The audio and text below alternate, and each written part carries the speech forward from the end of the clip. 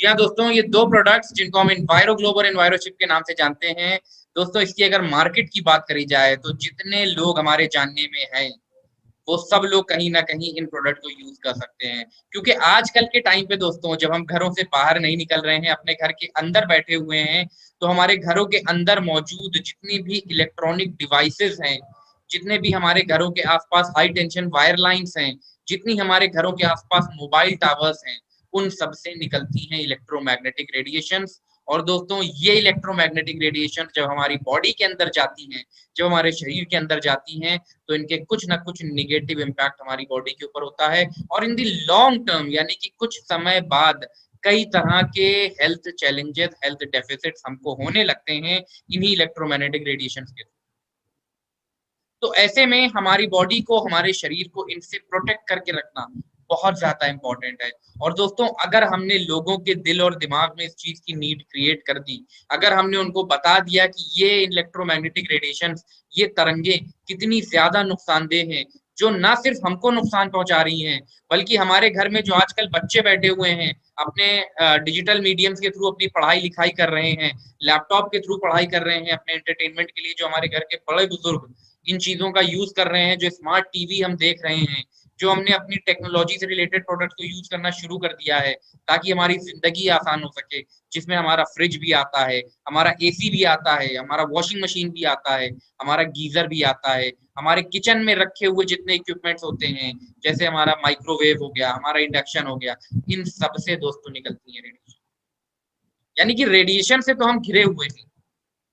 और ये रेडिएशन दोस्तों एक तरह का वातावरण में मौजूद पॉल्यूशन है। ये एक तरह से हमारे लिए नुकसान पहुंचाने की चीज है। बट अगर बात देखी जाए, लोगों से पूछा जाए आज के टाइम पे, कॉमन आदमी से, सबसे खतरनाक लोग मानते हैं वो होता है एयर पॉल्यूशन। और एयर पॉल्यूशन क्यों खतरनाक माना जाता है? क्योंकि एयर पॉल्यूशन हमारे रेस्पिरेटरी सिस्टम के ऊपर जाकर के एक्ट करता है। जो एयर पॉल्यूशन होता है, ये हमारे रेस्पिरेटरी सिस्टम, यानी कि हमारी जो लंग्स की प्रॉब्लम, उसको कहीं ना कहीं बढ़ाता है। बट अगर बात करें दोस्तों रेडिएशन की, ये जो हम बात कर रहे हैं इलेक्ट्रोमैग्नेटिक रेडिएशन जो निकल करके आ रही है, ये सिर्फ एक ऑर्गन के ऊपर नहीं करती है काम, ये हमारे बॉडी के अलग अलग ऑर्गन्स के ऊपर जाकर के एक्ट करती हैं और डिफरेंट बॉडी ऑर्गन्स को नुकसान पहुंचा रही है। ये इलेक्ट्रोमैग्नेटिक रेडिएशन दोस्तों हमारे सेंट्रल नर्वस सिस्टम, जो हमारा दिमाग से काम करता है, उसके ऊपर जाके जब एक्ट करती हैं, तो लोगों को डिजीनेस की प्रॉब्लम होने लगती है, नींद सी आती रहती है, नौजिया की फीलिंग होने लगती है, इरिटेशन होने लगता है, ट्यूमर ग्रोथ कई बार हो जाती है इन्हीं रेडिएशन की वजह से। हार्ट डिजीज है, ये सर्कुलेटरी सिस्टम को भी नुकसान पहुंचाते हैं, रिप्रोडक्टिव ऑर्गन को भी नुकसान पहुंचाते हैं, इनफर्टिलिटी के चैलेंजेस होने लगते हैं, या फिर प्रेग्नेंट वुमेन की टच में अगर ज्यादा रहती हैं तो बर्थ डिफेक्ट्स हो सकते हैं, आंखों से रिलेटेड चैलेंजेस, आई प्रॉब्लम्स भी हो जाती हैं। और दोस्तों, ये सारे के सारे चैलेंजेस होते हैं हमारे इन रेडिएशन के। तो अगर हम बात करें एयर पॉल्यूशन और रेडिएशन का कंपैरिजन, तो दोस्तों एयर पॉल्यूशन सिर्फ और सिर्फ हमारे रेस्पिरेटरी सिस्टम को नुकसान पहुंचाता है। बट ये रेडिएशन, ये हानिकारक तरंगे, ये हमारी पूरी की पूरी बॉडी को कहीं ना कहीं नुकसान पहुंचा रही है। और इनको हम साइलेंट किलर के तौर पे इसीलिए कहते हैं, क्योंकि ये एक बार में जाके नुकसान नहीं पहुंचा देती है। जैसे हमने एक बार हुआ और हमें गड़बड़ हो गई, खाना बहुत ज्यादा खा लिया, पेट खराब हो गया, वो एक बार में होता है। बट ये रेडिएशन क्या होती हैं, ये धीमे धीमे धीमे धीमे हमारी बॉडी के अंदर जा रही हैं और उसको नुकसान पहुंचा रही है। इसका एग्जाम्पल दोस्तों अगर हम लोग लेकर के बात करें, तो हम सब जानते हैं, हम सबने सुना हुआ है पानी की बूंद की कहावत, कि पानी की बूंद जब एक पत्थर के ऊपर पड़ती है, तो वो उस पत्थर के ऊपर भी छेद कर देती है। जब लगातार वो एक पत्थर के ऊपर पानी की बूंद पड़ती रहती है, तो वो पत्थर में भी छेद कर देती है। बट दोस्तों, वही बूंद अगर पत्थर पे अलग अलग जगह पड़े, तो पत्थर पे कोई असर नहीं होता। इसी तरह से ये रेडिएशन हैं, ये रेडिएशन जब लंबे समय तक हमारी बॉडी के अंदर, हमारे शरीर के अंदर जाते रहते हैं, तो कहीं ना कहीं ये हमारी बॉडी में बीमारियां पैदा करने लगते हैं, बीमारियां उत्पन्न करने लगते हैं। अब अगर बात करें दोस्तों ये रेडिएशन आते कहाँ से हैं, तो जैसा हमने बात करी, हम इन रेडिएशन से घिरे हुए हैं। हमारे घर में जो सीलिंग फैन लगा हुआ है, जो पंखा लगा है छत पे, उसमें से भी रेडिएशन निकल रहे हैं। जो हमारे घर में ट्यूबलाइट लगी है, जो एलईडी बल्ब लगे हुए हैं, उनमें से भी रेडिएशन निकल करके आ रहे हैं। हमारे घर में जितने इलेक्ट्रॉनिक इक्विपमेंट्स हैं, उनसे निकल रहे हैं इलेक्ट्रोमैग्नेटिक रेडिएशन। घर के बाहर की बात करें, अपार्टमेंट्स में जो लिफ्ट्स हैं, एलिवेटर्स हैं, उनके अंदर से इलेक्ट्रोमैग्नेटिक रेडिएशन निकल रही है। जो सर्वर रूम्स होते हैं वहां से इलेक्ट्रोमैग्नेटिक रेडिएशन निकल रही है। हमारे घरों के आसपास जो हम मोबाइल कंपनी वालों को फोन करके कहते हैं कि हमारे यहाँ नेटवर्क कम आ रहा है, मेरे घर के आसपास एक टावर इंस्टॉल करवाइए, उस मोबाइल टावर्स में से निकलती है इलेक्ट्रोमैग्नेटिक रेडिएशन। हमारे घर में जो लाइट आ रही है ट्रांसफार्मर के थ्रू, उस ट्रांसफार्मर में से निकलती है electromagnetic radiation. High tension wire line से निकलती है इलेक्ट्रोमैग्नेटिक रेडिएशन। और दोस्तों ये वही तरंगे हैं, यही हानिकारक तरंगे हमारी बॉडी को नुकसान पहुंचा रही है। ये हमारे शरीर को कहीं ना कहीं निगेटिवली इम्पैक्ट कर रही है। सुबह के मॉर्निंग के अलार्म से लेकर के जो रात का खाना हम माइक्रोवेव में गर्म करते हैं, वो सब कहीं ना कहीं इलेक्ट्रोमैग्नेटिक रेडिएशन को एमिट करते हैं। और दोस्तों इन इलेक्ट्रोमैग्नेटिक रेडिएशन से होने वाले चैलेंजेस, जैसा हमने जाना कि जब एक्सेस होती है किसी चीज की, ज्यादती होती है, डेली ये इलेक्ट्रोमैग्नेटिक रेडिएशन आ रहे हैं, तो उससे होते हैं नुकसान। जैसे tumour growth, cancer, extreme cases में कई हमारे जानने में ऐसे लोग होते हैं जिनको हम कहते हैं कि ये किसी भी तरह का चीज इस्तेमाल नहीं करते थे, किसी तंबाकू वगैरह का सेवन नहीं करते थे, फिर भी उनको कैंसर हो गया। तो दोस्तों उसकी एक वजह जो है वो ये इलेक्ट्रोमैग्नेटिक रेडिएशन भी हो सकती है। ये इलेक्ट्रोमैग्नेटिक रेडिएशन से आंखों की प्रॉब्लम, जब हम कहते हैं आई प्रॉब्लम, तो उसमें कैटरैक्ट की प्रॉब्लम हो सकती है। सर में दर्द, हम सो करके उठते हैं फिर भी फ्रेश फील नहीं करते हैं, सर में दर्द सा रहता है हल्का हल्का, एक खुमारी सी रहती है, एक डिजीनेस सी रहती है, नोजिया की फीलिंग रहती है, घबराहट रहती है, वो सब चीजें दोस्तों कहीं ना कहीं ये इलेक्ट्रोमैग्नेटिक रेडिएशन की वजह से भी हो सकती है। मोबाइल्स हम लोग रखते कहाँ हैं, इलेक्ट्रॉनिक आइटम्स जो हमारे पास गैजेट्स होते हैं अपनी पॉकेट्स में, अपनी पैंट की, अपनी ट्राउजर की, अपनी जीन्स की पॉकेट में रखते हैं। तो ऐसे में ये हमारे रिप्रोडक्टिव ऑर्गन के ऊपर नुकसान पहुंचा रही है और स्पर्म काउंट में कमी है। प्रेग्नेंट लेडीज अगर इसके टच में ज्यादा रहती हैं तो बच्चों में बर्थ डिफेक्ट्स हो सकते हैं। दोस्तों ये इलेक्ट्रोमैग्नेटिक रेडिएशन तो हमको नुकसान पहुंचा रही है और बहुत ज्यादा नुकसान पहुंचा रही है। तो अब इसका समाधान क्या है? क्योंकि हम लाइट तो बंद करके बैठ नहीं सकते, हम पंखा तो बंद करके बैठ नहीं सकते, क्योंकि वो सब चीजें हमारी जिंदगी में आ चुकी हैं। वो सब चीजें अब हमारी नेसेसिटी बन चुकी हैं। जो लग्जरीज में थी वो अब हमारी नेसेसिटी में आ गई हैं कि हम पंखा, एसी, कूलर, फ्रिज, गीजर, इन चीजों को बंद नहीं कर सकते, मोबाइल से बात करना बंद नहीं कर सकते, लैपटॉप का इस्तेमाल करना बंद नहीं कर सकते। तो दोस्तों उसका सॉल्यूशन क्या है? क्योंकि ये रेडिएशन जो इन इलेक्ट्रॉनिक डिवाइसेस से निकल रही है ये तो नुकसान पहुंचा ही रही है। तो जो रिसर्च कहती है, रिसर्च का कहना यह है कि इन इलेक्ट्रोमैग्नेटिक रेडिएशंस को तो रोका नहीं जा सकता, ना ही इनको स्टॉप किया जा सकता है, ना ही इनको डिफ्लेक्ट किया जा सकता है। पर एक चीज जो हमारे हाथ में है, जो हम लोग कर सकते हैं, वो ये है कि इन इलेक्ट्रोमैग्नेटिक रेडिएशंस के नेचर को चेंज कर, उसकी प्रवृत्ति को ही बदल दें, ताकि वो हमारी बॉडी को नुकसान ना पहुंचा सके। उसको एक ऐसे फॉर्म में कन्वर्ट कर दिया जाए जिससे वो हमारी बॉडी को हार्मफुल ना पहुंचा सके, जिससे वो हमारे शरीर को किसी तरह का नुकसान ना पहुंचा सके। ये हमारे पास सॉल्यूशन है। क्योंकि अगर उसको हम रोक देंगे तो जो भी इलेक्ट्रॉनिक गैजेट है वो अपना काम नहीं कर पाएगा, उसको अगर हम डिफ्लेक्ट कर देंगे तो भी वो काम नहीं हो पाएगा। बट अगर हम उसके नेचर को चेंज कर दें, अगर उसकी प्रवृत्ति को चेंज कर दें, तो दोस्तों ये हमारे लिए मददगार साबित हो सकता है। और उसके लिए हमारे पास एक बहुत ही बेहतरीन सॉल्यूशन मौजूद है दोस्तों, और वो सॉल्यूशन है हमारा इन्वायरो ग्लोब। इन्वायरो ग्लोब जो कि एक रेडिएशन प्रोटेक्टर की तरह काम करता है।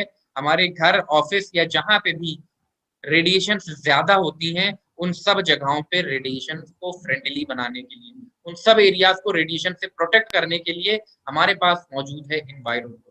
तो हमारी ह्यूमन बॉडी को रेडिएशन से प्रोटेक्ट करने के लिए, उसको सेफगार्ड करने के लिए, फिर वो रेडिएशन चाहे घर के बाहर से आ रहे हो, चाहे वो मोबाइल टावर्स के थ्रू आ रहे हो, वो ट्रांसफॉर्मर्स के थ्रू आ रहे हो, या फिर घर के अंदर मौजूद इलेक्ट्रॉनिक डिवाइसेस के थ्रू आ रहे हो, उन सब के हार्मफुल नेचर को, उसके अंदर जो नुकसान पहुंचाने वाली चीज थी, उसको बदल करके ऐसे फॉर्म में कन्वर्ट कर देता है जिससे हमारी बॉडी कंपैटिबल। इन्वायरो ग्लोब एक बेहतरीन सॉल्यूशन आजकल की जिंदगी के लिए। और दोस्तों ये कैसे काम करता है अगर इसकी बात करें, तो इसका प्रिंसिपल जो है वो ये है कि ये जो हार्मफुल तरंगे होती हैं, ये जो हानिकारक तरंगे हैं, ये इलेक्ट्रोमैग्नेटिक रेडिएशन, ये जब हवा में ट्रेवल करती हैं तो ये कांस्टेंट वेव फॉर्म में ट्रेवल करती हैं। यानी कि इनका जब हवा में चलने का तरीका होता है वो एक ही तरह का होता है। तो जब वो एक ही कांस्टेंट वेव फॉर्म में हमारी बॉडी के अंदर जा रही है, तो हमारे शरीर के अंदर जो सेल्यूलर कम्युनिकेशन हो रहा है, जो हमारे दिमाग में से जानकारी एक जगह से दूसरी जगह जाती है, उस सेल्यूलर कम्युनिकेशन को ये डिस्टर्ब कर देता है, उसको नुकसान पहुंचा देता है। तो इन्वायरोग्लोब क्या करता है? इन्वायरोग्लोब पहले इन रेडिएशन को अपने अंदर समाता है, अपने अंदर एब्जॉर्ब करता है, उसके बाद इन कांस्टेंट वेव्स को कन्वर्ट कर देता है रैंडम फॉर्म में, यानी कि कांस्टेंट वेव फॉर्म को रैंडम फॉर्म में कन्वर्ट कर देता है, जिससे वो ऐसे फॉर्म में कन्वर्ट और तब्दील हो जाती है जो हमारे शरीर के अंदर, हमारी बॉडी के अंदर वेव फॉर्म्स होते हैं उनके साथ कंपैटिबल होती हैं। यानी कि जो नेचर हमारी बॉडी में कंपैटिबल होता है, उस नेचर में कन्वर्ट कर देती है इन कांस्टेंट वेव्स को, जिसकी वजह से ये हमको नुकसान उतना ज्यादा नहीं पहुंचा पाती। तो ये इन्वायरोग्लोब बेसिकली कांस्टेंट वेव्स को रैंडम फॉर्म में कन्वर्ट कर देता है, ऐसे फॉर्म में जो हमारी बॉडी के साथ कंपैटिबल है। दोस्तों इसका एग्जांपल बिल्कुल इस तरह से है जैसे मैं भी यहाँ पे आप लोगों के सामने बोल रहा हूँ, तो इसके अंदर जो तत्व मौजूद है इन्वायरोग्लोब के अंदर, वो क्या करते हैं, वो उससे ज्यादा एक हाई फ्रीक्वेंसी वाली चीज पैदा कर देते हैं। मैं यहाँ पे बोल रहा हूँ, मेरे पीछे अगर बड़े बड़े स्पीकर्स लगा दिए जाएं, तो मेरी आवाज उन स्पीकर्स के सामने दब जाएगी। यही चीज दोस्तों करता है हमारा इन्वायरमेंट। ये क्या करता है, ये रेडिएशंस को ऐसे फॉर्म में कन्वर्ट कर देता है कि जो नुकसान पहुंचाने वाली चीज है वो उनको ना पहुंचे। और इसका एक और एग्जांपल दोस्तों लेकर के हम लोग बात करते हैं, जैसे हम लोग बात करते हैं पानी की। तो हम सब जानते हैं पानी हमारे लिए जरूरी है, बट पानी के लिए पिछले कुछ सालों में आरओ का इस्तेमाल लोगों ने ज्यादा शुरू कर दिया। हर घर में आप देखेंगे कहीं ना कहीं आरओ मिलेगा, लोग आरओ का यूज करने लगे हैं। क्यों? आरओ क्या करता है, आरओ उस पानी को प्योरीफाई करने का काम करता है। आरओ पानी को तो नहीं रोक देता है, जो पानी आ रहा है वो पानी तो उसी फॉर्म में आता है, बट उस पानी के अंदर जो हार्मफुल तत्व हैं, ऐसे मेटल्स, ऐसे एलिमेंट्स जो हमारे लिए जरूरी नहीं है, उन हार्मफुल मेटल्स को बाहर निकाल करके पानी को स्वच्छ फॉर्म में कन्वर्ट करके हमको देता है आरओ। उसी तरह से ये इन्वायरोग्लोब काम करता है दोस्तों। ये इन्वायरोग्लोब भी वही काम करता है, ये इन रेडिएशंस को ऐसे फॉर्म में कन्वर्ट कर देता है जो हमारी बॉडी के वेव फॉर्म्स के साथ कंपैटिबल होते हैं by changing its harmful nature. Enviroglobe एक बेहतरीन सॉल्यूशन, एक लग्जरी लाइफ, एक हेल्दी लाइफ स्टाइल हम जी सकते हैं। और दोस्तों इन्वायरोग्लोब जो हमारा बना है एक बहुत ही बेहतरीन क्वालिटी के रस्ट प्रूफ स्टील से बना हुआ है, जिसका कोरोजन रेजिस्टेंस काफी ज्यादा है as compare to normal steel. यानी कि इसमें आसानी के साथ जंग नहीं लगता है। उसका ये मतलब नहीं कि इसको हम पानी के अंदर डुबो दें। हाँ, अगर हल्का फुल्का पानी लग देता तो जंग नहीं लगेगा इसके ऊपर, उसको खराब नहीं करेगा, क्योंकि इसकी जो क्वालिटी है स्टील की वो बहुत अच्छी, कोरोजन रेजिस्टेंस का बहुत ज्यादा है। और दोस्तों ये अट्रैक्टिव पैकेजिंग में आता है। अब उसके बाद आता है कि अच्छा प्रोडक्ट तो हमारे पास मौजूद है, हम लोगों से शेयर भी कर सकते हैं, सर्टिफिकेशन कौन कौन से हासिल है, क्योंकि आजकल लोग सर्टिफिकेशन के ऊपर जीते हैं। कौन कौन सी, किसने इसको सर्टिफाई करा है कि ये अच्छी चीज है? तो दोस्तों हमारा इन्वायरोग्लोब जो है ये सीई सर्टिफाइड है। सीई यानी कि आप जो भी इलेक्ट्रॉनिक चीज देखते हैं, इलेक्ट्रॉनिक डिवाइस देखते हैं, इवन मोबाइल का चार्जर, उसके पीछे भी सीई सर्टिफिकेशन होता है। तो ये कंफर्मेटरी यूरोपियन सर्टिफिकेशन होता है और हमारा इन्वायरोग्लोब उस सीई से सर्टिफाइड। दूसरा दोस्तों, सिंगापुर ग्रीन बिल्डिंग काउंसिल, जो हमारी आजकल नई बिल्डिंग्स तैयार हो रही हैं उनको ग्रीन बिल्डिंग की कैटेगरी में रखा जा रहा है, तो उसके लिए इंडियन ग्रीन बिल्डिंग काउंसिल और सिंगापुर ग्रीन बिल्डिंग काउंसिल के थ्रू भी सर्टिफाइड है हमारा मोदी केयर का इन्वायरो।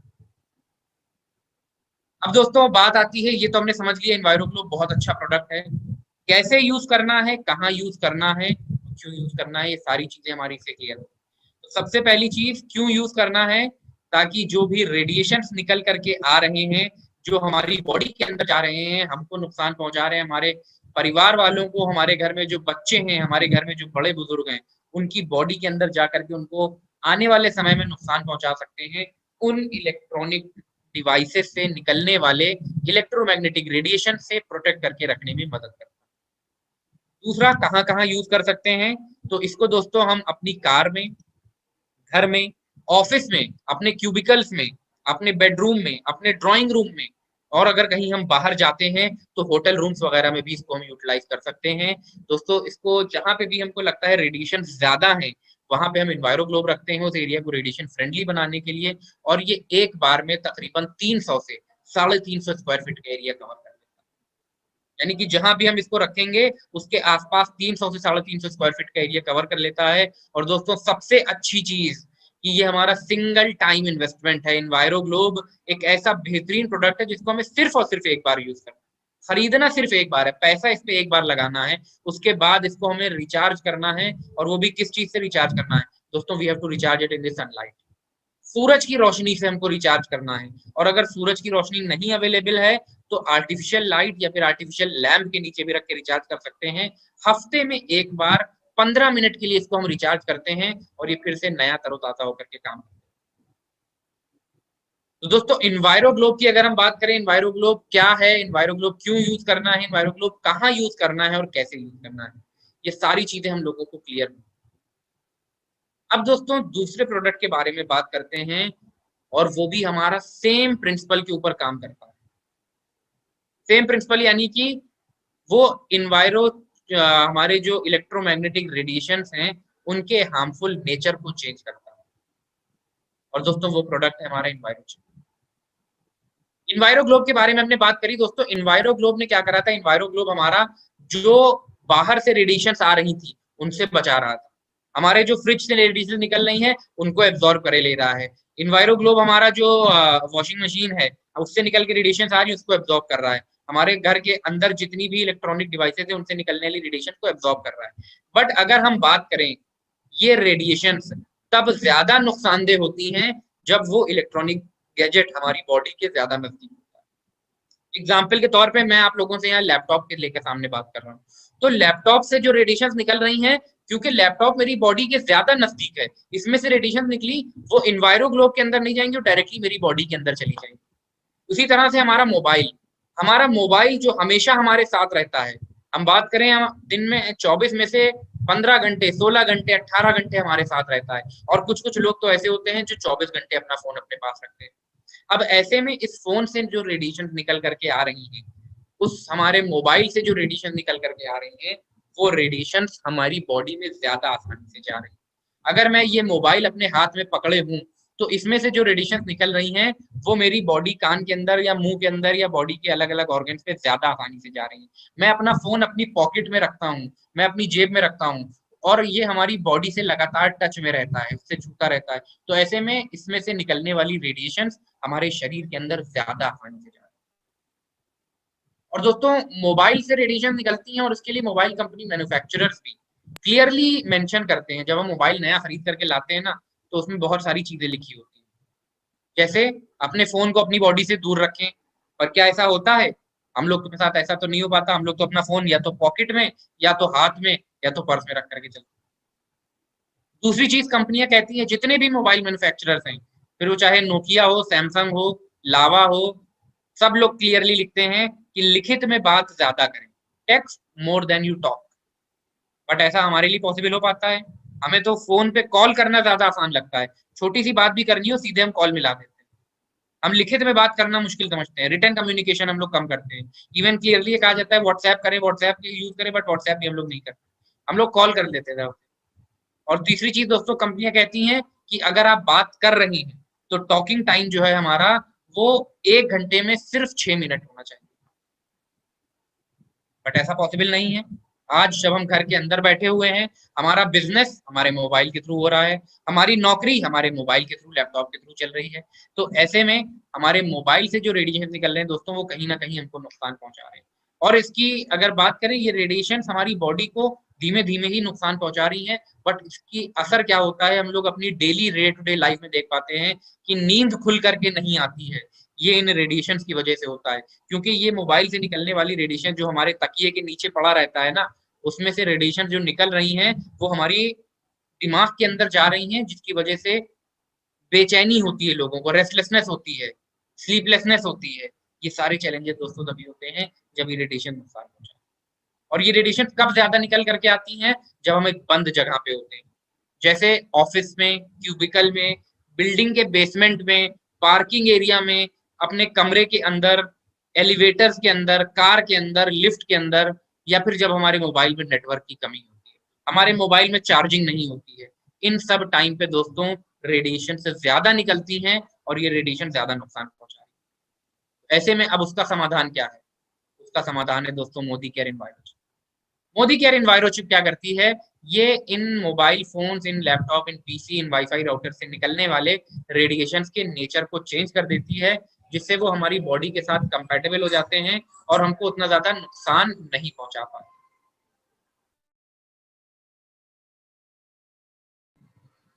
राइट।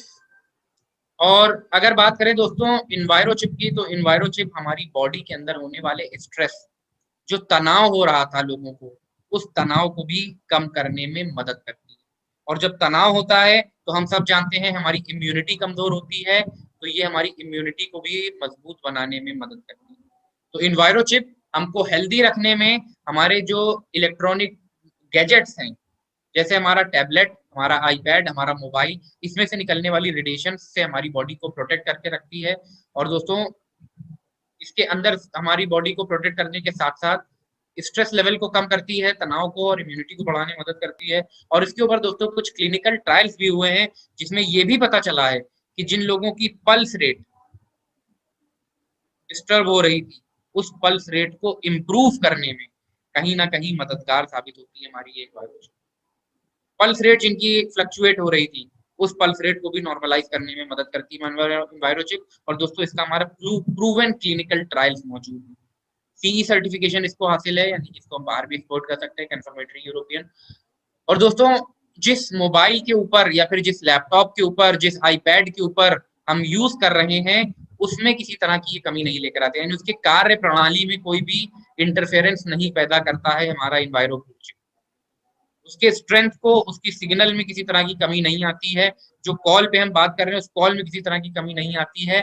और ये भी हमारा सर्टिफिकेट हमको मिला हुआ है यूनाइटेड किंगडम की डीबी टेक्नोलॉजीज लेबोरेटरी है उसके थ्रू। दोस्तों इन्वायरो चिप और इन्वायरो ग्लोब दो बेहतरीन सॉल्यूशन हमारे। अब इन्वायरो चिप की अगर बात करें तो इसको इस्तेमाल करने का तरीका, मोबाइल के लिए एक इन्वायरो चिप, एक मोबाइल एक इन्वायरो चिप, उसके बैक पैनल पे बीचों बीच में थोड़ा सा ऊपर लगाना। टैबलेट के लिए, आईपैड के लिए दो इन्वायरो चिप की जरूरत पड़ेगी, centre of the back panel बीचों बीच में थोड़ा सा ऊपर। वाईफाई राउटर के लिए दो इन्वायरो chip, centre of the top panel of device. Desktop के लिए हमें तीन इन्वायरो चिप की जरूरत पड़ती है, एक सीपीयू के लिए, दो मॉनिटर के बैक पैनल। लैपटॉप के लिए अभी हमको जो जरूरत है दोस्तों वो है 6 इन्वायरो चिप की। इसमें से दो हमारी लगती है centre of the front panel और 4 इन्वायरो चिप लगती है हमारी corners of the back panel. और बहुत जल्दी दोस्तों हमारे डेस्कटॉप के लिए, हमारे वाईफाई के लिए, हमारे लैपटॉप के लिए मोदी केयर में आने वाली है सिंगल इन्वायरो, यानी कि एक इन्वायरो चिप जो ये सारा काम ओवरऑल करने में हमारे लिए मददगार साबित हो। जी हाँ दोस्तों, तो ये हमारी इन्वायरो चिप। अब दोस्तों एक कॉमन क्वेश्चन जो लोगों का आता है, इन्वायरो ग्लोब होने के बावजूद क्या हमें इन्वायरो चिप की जरूरत है? तो यस, इन्वायरो चिप होने के बावजूद हमको इन्वायरो चिप की, इन्वायरो ग्लोब होने के बावजूद हमको इन्वायरो चिप की जरूरत है। क्योंकि रेडिएशन जो है उसका रिस्क डिपेंड करता है किस चीज पे, वो इस चीज पे डिपेंड करता है कि हमारी उसकी प्रॉक्सिमिटी कितनी ज्यादा है, वो कितना ज्यादा हमारे शरीर से नजदीक है, हमारी बॉडी के कितना ज्यादा करीब है जो रेडिएशन जिसमें से निकल रही है। तो हमारा मोबाइल जो हमेशा हमारे आसपास रहता है, हमारी बॉडी के आसपास रहता है, उससे जो रेडिएशन निकल रही हैं वो कहीं ना कहीं हमको नुकसान पहुंचाएंगी। तो ऐसे में इन्वायरो ग्लोब होने के बावजूद हमको इन्वायरो चिप की जरूरत